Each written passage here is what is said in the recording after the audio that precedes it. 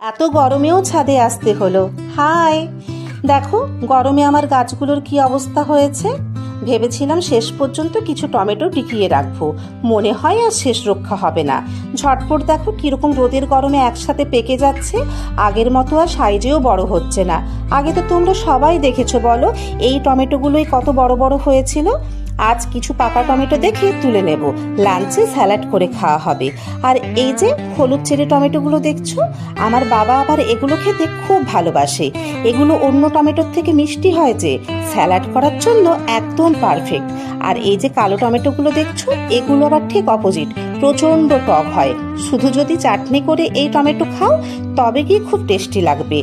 আর আমার আবার কালারফুল বাগান করতে খুব ভালো লাগে, তাই টেস্টে ভালো হোক বা না হোক আমি কিন্তু সমস্ত কালারফুল শাকসবজি ফল লাগাতে খুব ভালোবাসি।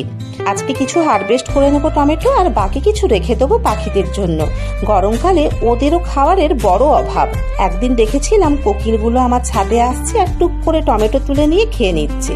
তাই ভাবলাম ছাদে জল রাখলে তো গরম হয়ে যায়, তাই গরম জল ওদেরও খেতে খুব কষ্ট হবে। ফল টমেটো এগুলো যদি গাছে রাখি তাহলে ওরা প্রয়োজনে খেলে ওদের টেস্টটাও মিটবে আর পেটও ভরবে। চলো, আমি তো আজকে অনেকটাই হারভেস্ট করে নিলাম। আজকের মতো এখানেই, টাটা।